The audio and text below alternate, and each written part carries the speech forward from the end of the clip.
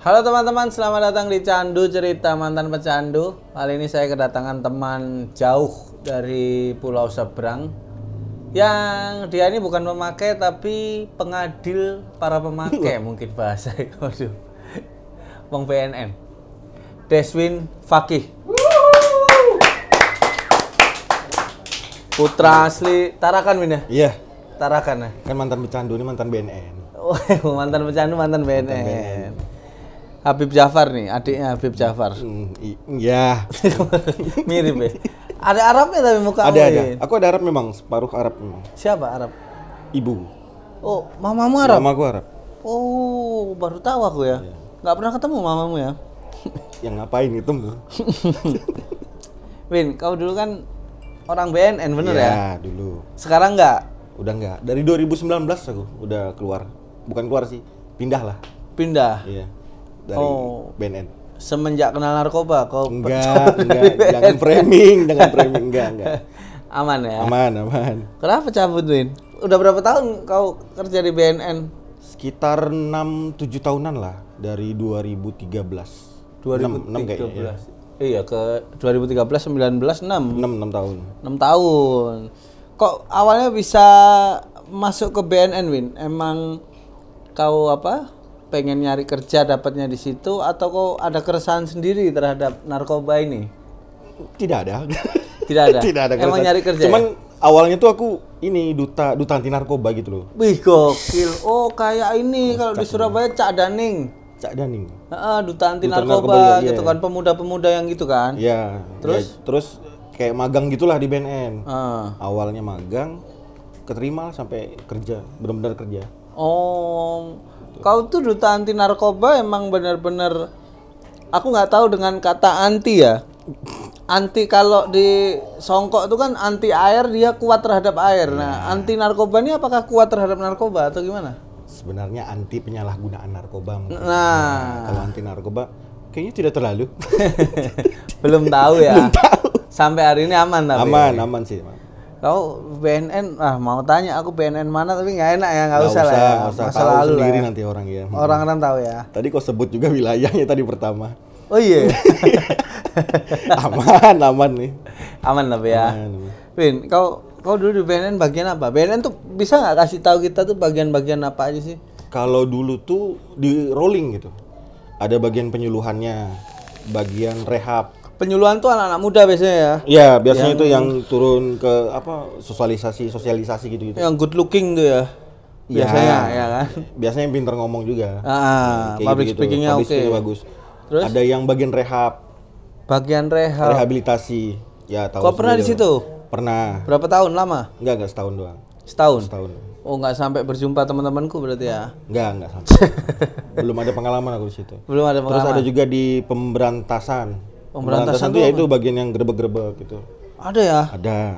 Itu emang satuan dari BNN sendiri atau ada dari polisi juga? Nah, dari polisi tuh ada diperbantukan ya di BNN. Pasti ada polisinya. Pasti ada polisinya. Tapi yang nangkep punya orang BNN. BNN. Polisi kalau dia sudah gabung di BNN, ya orang BNN sudah dia. Oh, gini, apa bedanya ketangkep polisi sama BNN? Bedanya ketangkap polisi sama ketangkap BNN. Iya. Sebenarnya sama-sama aja sih. Secara peraturan, iya sama-sama ketangkep sih. Sama-sama ketangkap ya. Sama-sama deg-degan saya Iya. tahu. Gitu. Cuman apa selanjutnya apa yang membedakan? Sepemahamanku sih emang kalau misalkan ketangkap BNN itu kita prosesnya ya berkolaborasi sama polisi juga. Kalau ketangkep polisi? Ya langsung diproses. Cuman ketika ketangkap itu kan ada namanya tim asesmen terpadu tuh. Itu isinya nggak cuman BNN, polisi, pengadilan, itu untuk ini memutuskan si orang yang tertangkap itu apakah di penjara atau di rehab. Nah, itu. Oke, berarti kalau ini nggak ada yang salah ya, cuman karena peraturan ya. Kalau Iya, ketangkap polisi langsung diproses. Ya. Sedangkan kalau ketangkep BNN, Kalau misalkan ketangkap polisi juga bisa kalau misalkan mau direhab. Itulah makanya tim TAT itu kan gabungan dari berbagai ini tuh. Ada pengadilannya juga. Ya kan? Itu yang untuk memutuskan. Ya, memutuskan apakah berdasarkan dari barang bukti. Apakah dia pecandu atau bandar besar. Selagi kita kan karena pro kontra ya. Karena banyak oknum-oknum BNN atau oknum-oknum instansi yang mereka malah jadi pengkonsumsi gitu. Betul. Nah, Oknum ya. oknum. Cuman banyak ya. Benar. Dan di tempat lain juga pasti ada oknumnya ya. Ada. Pasti ada. Nggak cuma di instansi. Nah, Win, menurutmu BNN ini sekuat apa untuk memerangi narkoba? Bisa nggak narkoba hilang dengan adanya BNN terus gitu? Nggak bisa lah kalau BNN doang. Harus kolaborasi. Sinergitas tuh perlu. Kalau misalkan narkoba mau dikasih hilang benar-benar hilang, nggak akan bisa kalau menurut saya. Tapi yang kita bisa itu ditekan pertumbuhannya. Berarti Jadi kayak biar nggak naik makin parah, itulah fungsinya BNN berkolaborasi dengan berbagai instansi. gambarnya gini, kalau yang make 5, tiap tahun nih bisa nih lahir 2 jadi 10. Iya, itu yang kita tekan supaya nggak bertambah lagi. Oh. Nah, yang 5 ini tadi mungkin bisa, ya macam-macam, bisa yang ketangkep ataupun yang direhab itu tadi. Bahkan mantan pegawai BNN sendiri pun pesimis ya? Tidak pesimis. Tapi jangan emang framing lagi. Lingkungannya ya. Iya. Emang udah. Cuman emang kayak gitu karena di mana-mana narkoba itu kan di mana-mana ya. Nggak ada kayaknya daerah yang nggak tersentuh narkoba tuh, rasanya nggak ada deh. Jenis apapun ya. Makanya yang bisa itu benar-benar yang kita tekan aja. Kalau numpasin sampai 0% nggak akan bisa sih kalau menurut saya. Iya ya. Semua negara susah kayaknya. Susah. Negara mana ya yang bebas narkoba? Ada yang tahu? Nggak ada. Belanda karena diregulasi. Madura. Minum dulu ya. Iya, minum. Ada tadi selentingan dekat ya. Iya deh. Anjing emang. Oke, nggak ada memang ya. Ada Negara yang bebas. ada kayak Belanda tuh kan ganja. Belanda ganja. Kalau ganja Thailand ada. Thailand juga.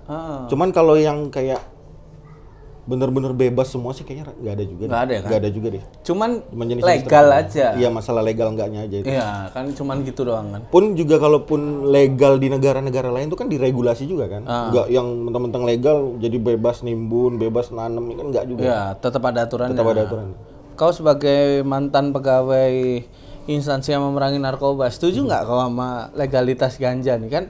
Lagi-lagi banyak nih kan negara-negara yang ngurus gitu. Mungkin untuk obat lah katakanlah gitu. Saya sebagai orang yang taat hukum setuju. Terus terang aku setuju legalisasi ganja. Apa alasanmu setuju? Tapi harus benar-benar diperbaiki dulu regulasinya. Oke. Benar-benar harus ada regulasi yang kokoh, yang nggak bisa dinegosiasi. Oke. Jadi kalau misalkan ganja kalau memang betul-betul untuk medis, ya dilakukanlah penelitian untuk itu. Oke. Dilakukan penelitian, kalau memang ketemu untuk medis itu berhasil, ya udah nggak apa-apa. Pun kalau misalkan kayak pemakai rekreasional, ya rasanya nggak ganggu juga deh kayaknya. Iya ya, kalau untuk Karena jenis itu ya. Iya. Karena lemes, jatuhnya tidur. Iya. Ya, mungkin ya. Nggak tahu ya. Ya nggak tahu ya. Tapi kok kayak tahu banget ya. Ya. Kalau efeknya tahu. Iya. Tapi Deswin tadi jawaban yang tidak mewakili BNN sama sekali ya. Saya Subjektif, pribadi. ya. Setuju, yang penting regulasinya dibenerin. Iya. Dan SDM-nya juga ditingkatkan. Betul. Ya. Kalau SDM-nya kayak sekarang susah juga tuh, gampang dinego-nego gitu kan. Iya, yang kayak gitu-gitu yang sebenarnya ditakutkan kayaknya ditakutkan sama pihak sana. Kalau untuk dilegal tuh kayaknya itu deh. SDM kita belum SDM mumpuni. kita yang belum siap untuk itu. Iya, pun sebagai petugasnya atau masyarakatnya. Iya, semuanya. Iya. Masalah-masalah kayak gitu sih. Iya, kalau aku dari lubuk hatiku yang paling dalam, sepertinya untuk yang herbal itu agak sedikit sama kayak alkohol sebenarnya. Iya. Karena semakin banyak pun tingkat kesadaran berkurang, jatuhnya tidur atau ya udah terkapar aja gitu. Ya kembali lagi kan diteliti lagi secara medis kan gimananya.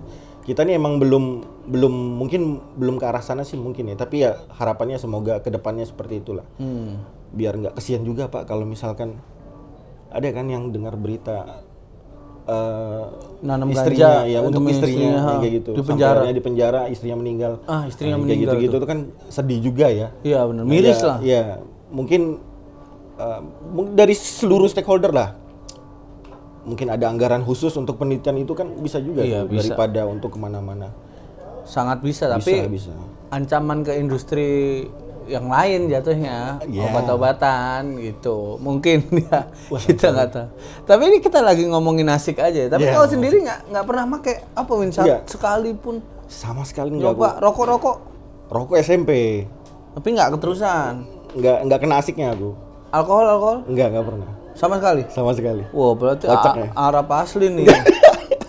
Udah pas nih BNN nih yang gini-gini. Enggak. Saya pernah lihat di YouTube, ada apa ya, gerbekan gitu.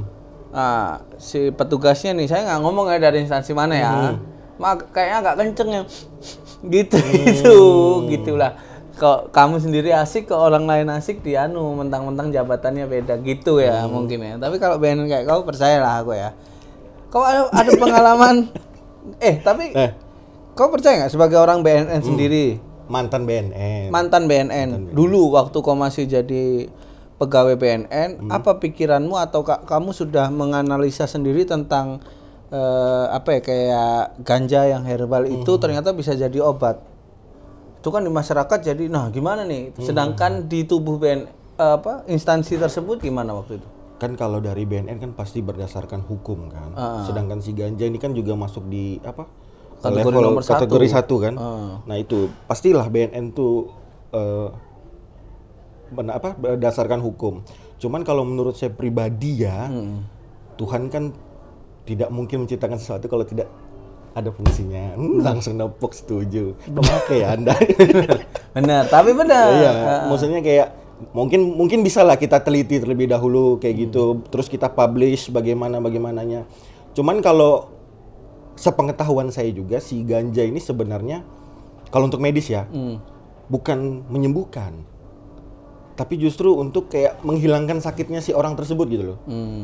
Contoh kayak misalkan orang yang tremor atau yang kejang-kejang, dikasih ganja, ya dia jadi rileks, jadi nggak tremor lagi, jadi nggak kejang-kejang lagi. Tapi kan setelah habis itu kembali lagi kan. Jadinya tremor lagi. Ya, dipakai untuk menahan itu. Nah, bagaimana mungkin penelitian itu mungkin ada campuran apakah baiknya supaya tetap bisa dijadikan obat. Oh, berarti jangka panjangnya ini kemana gitu. Kalau cuman ketergantungan doang itu ya ngapain? Iya, untuk nahan sakit doang. Oke. Kalau dipakai jangka panjang misalnya mengurangi kadar sakitnya. Misalnya sakit tremor dari 80% pakai 3 bulan tinggal 50%, gitu ya. Tapi itunya yang belum tahu sebenarnya. Belum tahu. Nah, itulah pentingnya penelitian kan. Kalau misalkan ya semoga lah. Oke lah, besok lah kita teliti lah. Jangan sendiri ya, gerebek dong. Iya sih. Kegerebek ya, kita nggak punya ini ya kuasa atau mandati presiden gitu ya. Jangan aneh-aneh. Dimandatin gitu biar saya teliti gitu. Ini sendiri, kau pernah ini juga katanya pernah menggerebek bandar gitu. Bandar atau pemakai nih waktu itu? Dulu awal-awal. Kemarin briefingnya sih pemakai ya dan juga bandar. Oke. Pemain berarti nih ya. Bandar yang gagal kan adalah bandar yang pemakai. Iya. Tolol tuh. Jadi waktu itu ceritanya awal-awal banget. Awal-awal banget tuh masih BNN tuh masih baru-baru lah di situ ya. Masih baru-baru dan tenaga yang di pemberantasan ini kebetulan hanya 2-3 orang aja. Wah, anjir. Nah, tibalah si kami ini diajak untuk ayo bantu untuk ngegerebek. Wih. Namanya kita nggak ada pengalaman gimana nggak ada di briefing apa-apa juga gitu kan. Tibalah dikasih pegang nih, Win pegang set. Apa tuh? Pistol. Oh, senjata. Oke. Agak semangat nih gerebek orang ya kan. Kena saya bagian waktu itu pintu belakang saya. Bagianmu? Bagian saya. Tapi udah megang itu. Pede kan? Udah kayak di film-film nih. Dari luar udah gedor-gedor. Dor udah gitu. Kami dari belakang udah nggak gedor lagi, dobrak. Oke. Si yang digrebek ini bawa parang. Waduh. Otomatis dong. Nyamperin pistol. Nembak dong. Tidak ada isinya. Saya tidak di briefing. Pistolnya saya lempar ke dia. Biarlah yang penting bandarnya benjol. Tetap kena tapi kena, tapi untungnya di belakang saya di backup sama yang benar-benar ada di bidang itu. Oh, berarti nggak dia megang, gitu ya? dia megang pistol berisi. Saya kan panik ya, orang makin mendekat ya. Udah lempar. Kalau saya ingat malu sih sebenarnya. Kalau saya lihat bandarnya mungkin saya nggak akan tegur sih. Tapi ya gimana udah megang senjata api yang keluar mungkin, api yang dipukul. Iya, mungkin kan maksudnya biar kita terlihat rame lah, ya kan. Mungkin si bandar ini jadi segan atau takut menyerahin diri. Ya, psikologinya jadi ternyata enggak. Ternyata ya makin nekat dong. Makin nekat. Mungkin ya lagi naik juga atau gimana kan nggak ngerti juga. Tapi secara ini berarti benar secara SOP kamu juga di belakangmu. Di belakang saya di backup orang ya, itu udah benar banget. Jadi nggak mati konyol gitu maksudnya. Tuh, kocak banget tuh kalau mati tuh. Itu akhirnya menyisakan trauma, Win. Trauma, itu kayaknya yang terakhir deh. Oh ya? Udah nggak ada lagi semenjak disuruh bantuin, kayaknya enggak deh. Nggak mau lagi? Enggak. Anjir iya. Sama kayak orang megang ini celurit. Orang megang celurit ada maling. Dipukul sininya gagangnya kan sama aja kan, jadi nggak kepake celuritnya itu makanya. Tuh kacau sih. Kalau di rehab pernah bersinggungan langsung nggak nama pemakai yang berat gitu, dosisnya yang udah parah gitu, Win? Kalau misalkan yang dosisnya udah parah tuh palingan ya biasa lah, ngamuk nggak jelas gitu lah. Ada. Cuman ada pernah waktu itu kayaknya cuman masalah ini deh, lem deh. Oh, lem ibon. Lem doang. Jadi entah karena sudah terlalu banyak atau apa, jadi si anak ini kan dibawa ke kantor. Jadi si anak ini bapaknya ini kebetulan orang tajir lah di sana. Oke. Dia tuh dikasih satu hari itu 500.000. Nah, karena dia minta. Oke. Ya, tanpa alasan yang jelas, karena memang tajir ya dikasih aja. Karena dia minta, habis terus ternyata dia make, terus dikasih juga sama lem itu. Dia karena udah nggak ngerti lagi, jadi dia sambil ngelem itu 500.000 untuk bayar untuk lem doang. Ya kan, karena udah goblok atau gitu kan. Nggak lengket tuh hidungnya. Nggak tahu. Maksudnya lem loh. Begitu dia udah nyampe kantor, yang kocaknya lagi dia nggak mau ketangkap atau apa ya, dia langsung telanjang aja gitu. Diikat kepala terus joget-joget, nggak jelas aja itu. Hah? Iya, serius. Telanjang bulat, ikat kepala, joget-joget. Ikat kepala pakai celananya itu ya. Iya. Oh, celananya taruh di kepala. Nggak tahu. Tapi udah dipastikan kemaluannya nggak di kepala kan? Enggak ya. Enggak. Di rumah. Nggak dibawa kemaluannya. Nggak, aku mastiin, takutnya dia emang bener gitu kan, ada di daerah Anda kan katanya bisa mindah kelamin di sini katanya kan. Nggak tahu ya, saya belum pernah ya. Ya mungkin katanya, kita kan nggak tahu. Betul katanya. Ya, benar. Tapi kau sendiri waktu semasa menjabat di instansi tersebut, masih jadi pegawai lah ya. Ada nggak, Win, kau ada teman pemakai juga gitu? Justru ada. Ada. Gimana? Kamu cepuin atau? Enggak. Aku sih sering membedakan ya, mana ketika aku bekerja, mana ketika aku bergaul begitu. Kalau misalkan ada yang memang make, ya udah, mungkin itu jalannya dia. Kalau misalkan orang make juga kita nggak bisa, ayolah jangan nggak make lagi, nggak bisa. Iya benar. Nggak bisa. Jadi memang kalau orang make itu nunggu momen ininya aja, momen kliknya aja dia, iya. Biar dia kembali tuh, nggak bisa kita mau maksa sebagai apapun, nggak bisa. Iya, karena kesembuhan balik lagi ke masing-masing, hatinya sendiri. Betul. Dimulai dari diri sendiri. Itu sahabat deket loh. Ada sahabatmu? Sahabat deket. Sekarang gimana kabarnya? Sekarang mungkin sudah enggak ya, karena aku lihat dia kehidupannya sudah bapak-bapak rumah tangga biasa. Oh. Dan perilakunya udah membaik. Udah beda. Kalau aku lihat mungkin dia udah lepas lah dari itu. Dia makanya di depanku Pak dulu. Oh ya? Iya. Anjir, nggak ada wibawanya kalau nggak ada wibawanya, bangsa. Pegawai di sana ya? Iya. Tapi kok biasa aja, udah asik aja ya? Aku lebih ya udah aku keluar aja lah. Daripada kegerebek sama-sama. Ya udah. Ada karyawan saya sendiri. Bingung gitu juga ya kan, cuman ya gitu. Tapi kau ini nggak, Win, mempelajari nggak misalnya apa ciri-ciri pemakai itu, ada nggak di gitu pelajaran gitu di instansi? Sebenarnya kan kalau yang kayak gitu tuh banyak ya, di Google, di buku dan lain sebagainya. Cuman kalau mungkin karena sering bersinggungan. Nah itu yang ya termaksud. Nggak cuma teori. Nggak cuma teori, sering bersinggungan apa itu keciri deh yang kayak gitu-gitu tuh. Keciri. Ada komika dulu yang bisa dipastikan nggak? Misalnya kawanku nih, aku. Nah. Misalnya aku dulu, Sucinem. Kamu udah lihat aku dulu belum? Sucinem, ingat nggak? Pernah lihat. Cuman sekali soalnya perform ya. Nggak bergaul. Kalau bergaul baru tahu mungkin. Iya. Tapi kalau dari sekilas aku yang perform, aku puterin lagi ya. Boleh. Cuma masih make tuh dulu, bentar. Ini untuk menguji Deswin apakah benar atau enggak. Firza. Masih ada videonya? Masih ada bro, makanya aku juga malu nih mau ngapus gimana. Anjing ini aku pilek ya, pilek dingin ya, bukan karena aneh-aneh ya, bangsat. Gak usah klarifikasi. Assalamualaikum warahmatullahi wabarakatuh. Lihat mukanya aja nih. Perkenalkan, nama saya Firza. Saya anak yatim. Sebagai anak yatim, saya nggak suka sama orang-orang yang minta-minta mengatasnamakan anak yatim. Anak yatim tuh cuman nggak punya bapak. Cuman kalau perform itu nggak keciri. Karena kalau perform itu kan kadang-kadang kita nggak menjadi diri kita ketika bergaul ya kan. Nggak sadar. Adrenalin ya kan? tinggi. Iya, udah beda banget yang kayak gitu-gitu. Makanya kalau perform tuh kalau bergaul, nongkrong, ngobrol mungkin dalam jangka waktu tertentu mungkin itu bisa keciri. Itu kan belum ngobrol kita, Pak. Oh iya, belum. Enggak, saya lebih Emang menghindari Anda. Pantesan nggak ngobrol. Nggak ngobrol nih. Iya, masih jarang, di BNN. Masih di BNN. Masih BNN, betul. kita takut. Pantes. Dulu kenceng, upper dulu, putih kayak garam. Putih tuh ya? Tawas. Oh, tawas ya.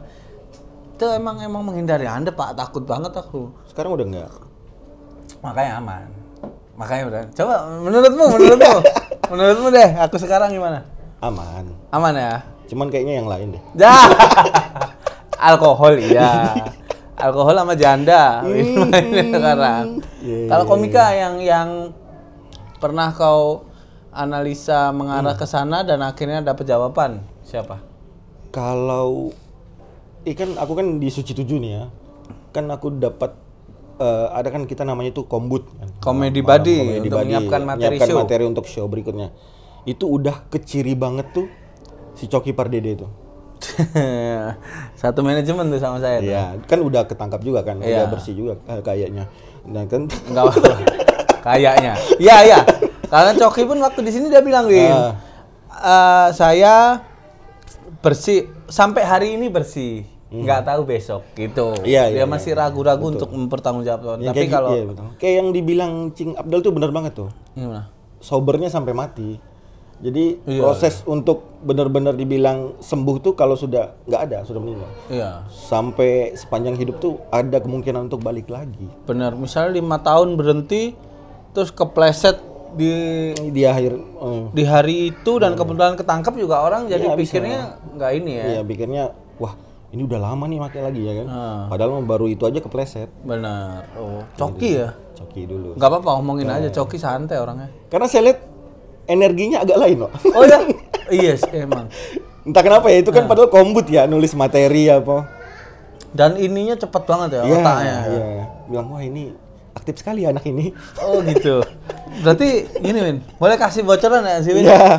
Kalau aku pribadi gitu ya, sekarang mau bergaul sama pemakai atau enggak, sedikit agak bisa bedain. Kayak salah satunya ini rahang nih gini-gini, terus bola mata nih lincah. Kalau aku sebatas itu sih sama Phil. Nah kalau dari kau sendiri yang udah mempelajari ciri-cirinya tuh kayak apa?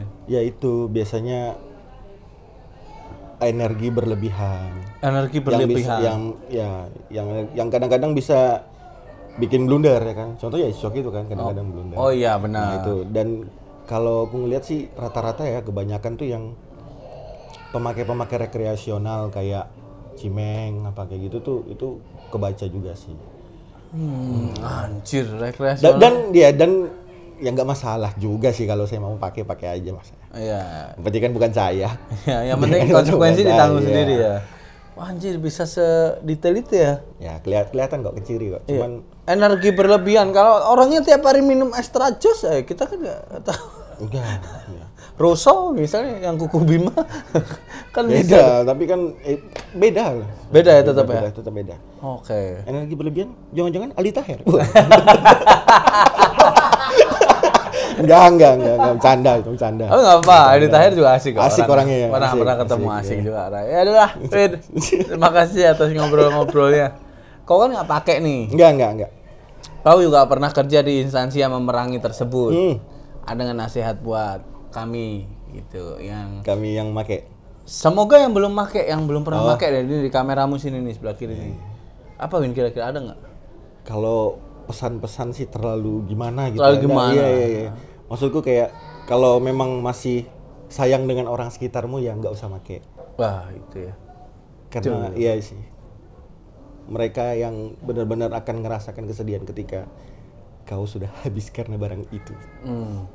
Entah ketangkep ataupun mati ya? Iya, ketangkep, mati, penjara dan lain sebagainya itu sudah Sedihnya pasti ini ya. pasti keluarga sih.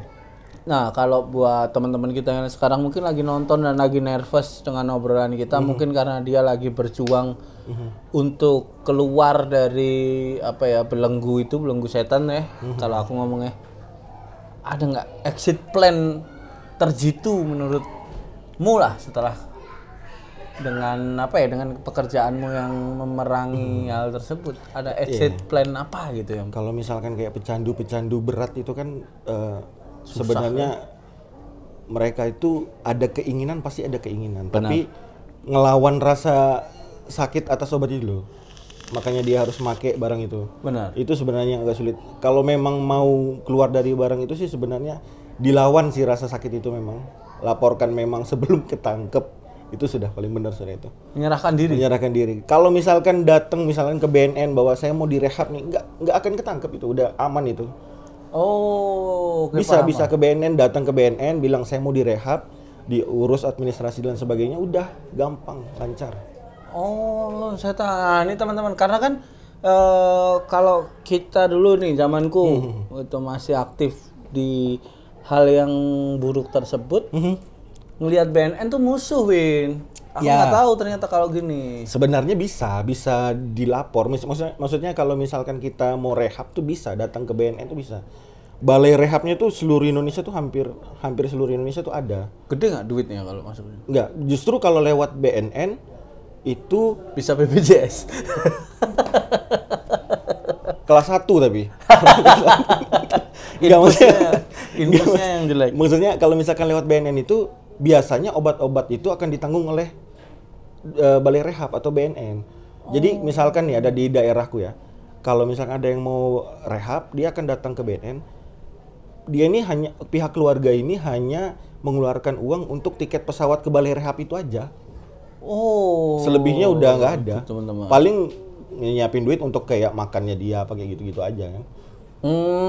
Paham. Ini kembali lagi. Alhamdulillah di obrolan sekarang nih kita bisa meluruskan porsi BNN dan juga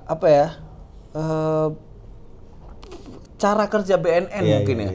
Karena kalau yang kemarin-kemarin ini terus terang mungkin kami orang awam melihat BNN tuh udah pasti meres duit, ya kan, pasti keluar uang banyak gitu. Dan ternyata dari Deswin sendiri BNN ini kalau kamu bingung gimana caranya untuk keluar dari kecanduanmu, ternyata bisa dibantu lewat BNN. Bisa datang ke BNN, lapor mau direhab itu. Minta tolong bisa. Minta tolong sangat-sangat bisa. Karena pasti BNN punya ilmunya ya, punya kurikulum khusus yang untuk itu. Untuk di bulan pertama harus gini, bulan kedua gini gitu. Ada dan bahkan nggak perlu uang banyak gitu. Nggak hanya rawat inap, bahkan rawat jalannya juga disediakan. Maksudnya di BNN itu ada gitu. Dokter untuk itu juga ada. Itu yang kadang-kadang kan orang nggak tahu tentang BNN kan orang taunya nangkep bener. Nah itu makanya saya bilang tadi ada rehabilitasi, itu fungsinya salah satunya itu. Kalau ada yang kecanduan dan pengen keluar tapi kok susah, ya udah datang ke BNN, laporkan. Itu auto tidak ditangkap gitu, yakin 100%. Dan bisa sembuh. Bisa sembuh kalau ada keinginan yang kuat. Karena awal ini agak panjang sorry nih ya, Win ya. Awal aku ketahuan bundaku juga, karena bokap udah meninggal kan. Terus bundaku ketahuan, gimana dia seorang janda yang harus bekerja, memperhatikan anaknya tuh jamnya cuman singkat sekali. Akhirnya dapat kabar kalau aku ternyata terjebak narkoba. Akhirnya dia bingung harus kemana. Tahu nggak solusinya kemana? Apa? Ke kiai, bro. Ke kiai dikasih air yang ada tulisan Arabnya, dicelup suruh minum. Seger. Ya cuman seger. Sembung nggak seger ya? Cuman seger, Win, gitu. Nah, ternyata berarti kalau misalnya teman-teman sekarang lagi kebingungan, ada anggota keluarganya yang lagi bingung, konsultasi ke BNN, teman-teman. Pun kalau misalkan ada keluarga yang kecanduan, dia masih belum mau dibawa. Si pihak keluarga, pihak kita nih misalnya datang ke BNN melaporkan itu bisa. Kita minta solusi gimana Pak, kayak gini gimana, jalan keluarnya bagaimana, dia masih nggak mau, itu bisa.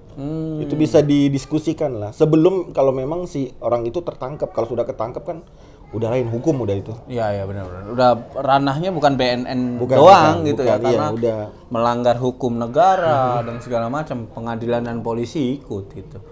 Oke, berarti satu hal yang aku tangkap di obrolan kita hari ini, ternyata BNN tidak hanya memberantas narkoba. Itu yang jadi tagline-nya, mungkin berantas narkoba tuh salah jadinya. Yang di kami ini tolong salah berarti.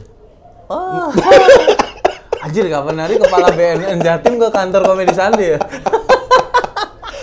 Pak, itu Pak, tolong Pak direvisi, harusnya nggak memberantas narkoba tapi menolong ya. Para pecandu narkoba untuk menghilangkan kecanduannya. Tapi gitu emang itu mungkin. tiap tahun ganti kok itu. Tiap tahun ganti. Ada war on track lah, apalah gitu. Pernah kok gerakan berapa ratus ribu rehabilitasi itu pernah juga. Oke.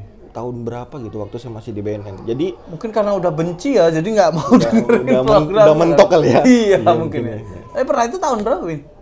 2015 apa? 2016 gitu. Maksudnya tuh gimana tuh? Jadi gerakan apa tuh? Jadi ada gerakan saya lupa berapa ratus ribu. Jadi katakanlah ratusan ribu lah gitu. Jadi BNN tuh gencar-gencarnya bahwa ayo kita rehab kayak gitu-gitu tuh, sosialisasi kayak gitu. Untuk kuota berapa ratus ribu itu. Akhir-akhir ini war on drugs. itu yang kelihatannya kayak takut banget jadi pemakai tuh untuk melihat tagline itu tuh jadi takut gitu. Dan ternyata hari ini kita dengar penjelasan sendiri bahwa cara kerja BNN tidak hanya seperti itu gitu. Ada yang benar-benar menolong teman-teman dari jebakan narkotika dan segala macam. Oke, thank you ya, Win. Thank you Bang. Sukses selalu. Sekarang kamu kerja di mana kau? Saya di BPK sekarang. Wah, keuangan. Ya. Waduh. Wah, saya nggak ada korelasinya sih, Bang. Nggak ada korelasinya, cuma saya tetap mikir negatif, ada negatifnya gitu ya. Semoga kamu tidak menjadi oknum yang saya pikirkan negatif ya, karena kan berhadapan dengan uang gede. Harus tetap amanah. Yang kemarin kan amanah tuh, narkoba nggak pakai narkoba. Enggak. Nah, jangan sampai yang ini Anda tiba-tiba di ruang pengadilan pakai kerudung, saya gila. Peci. Saya tidak tahan lantai dingin. Terima kasih deh, teman-teman tetap di Candu, cerita mantan pecandu.